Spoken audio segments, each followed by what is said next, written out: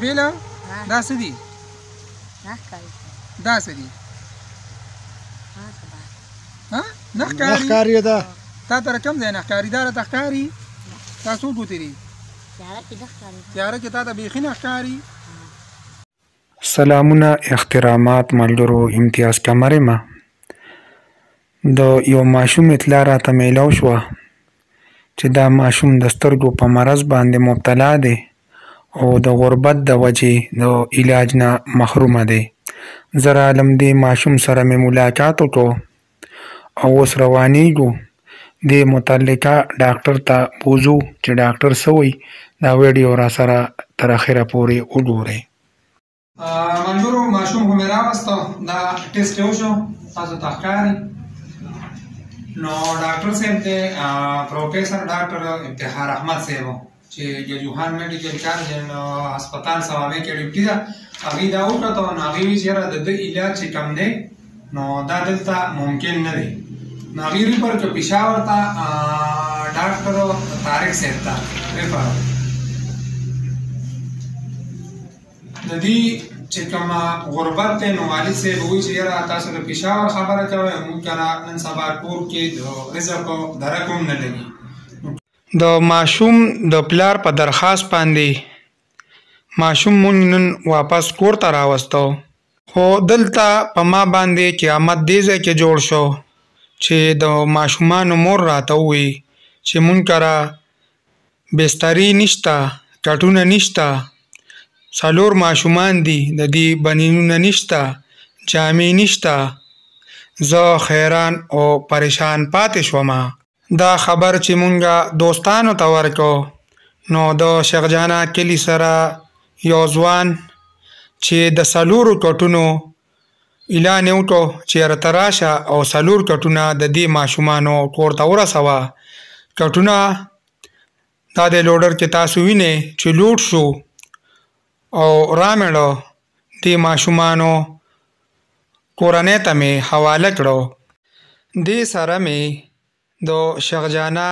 یو فلاحي تنظیم دعوت الحق و حقوق العباد سرپرست اعلی مولانا محمد وزیر قریشي صاحب سره رابطه وکړه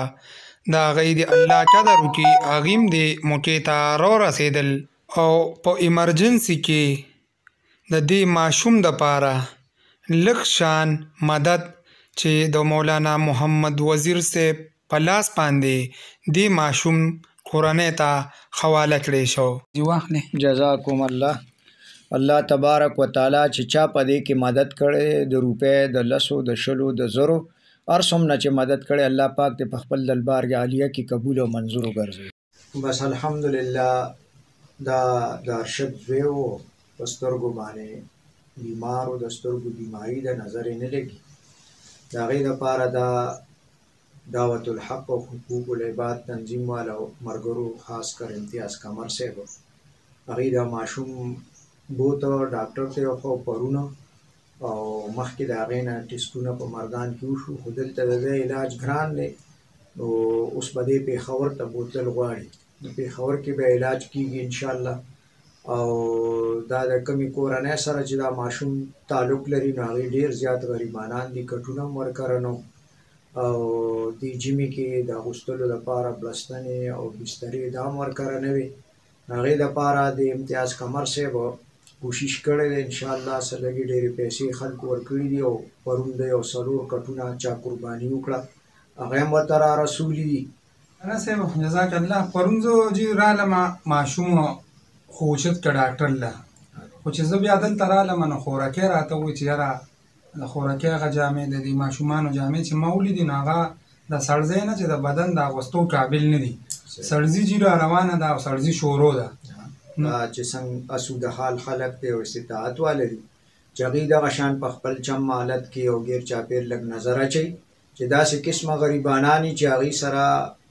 د خپل سر پټولو ځای هم ني او د خپل بدن پټولو استطاعت هم ني چې هغوی سره تعاون وکړي مالي تعاون وکړي او د هغوی خیال چې کوم دی دا وساتي بس زه به د چا د مجبورۍ او د لاچارۍ کیسې څه وکړمه خو خوراکۍ راته درخواست وکړه چې ما سره یو پیالې چای وڅښه نو چای راله پخه کړه کم لوډر کې چې مې کټونه وړو نو هغې کې مې واپسې وکړه او خورې چې په سترګو کې اوښکې وي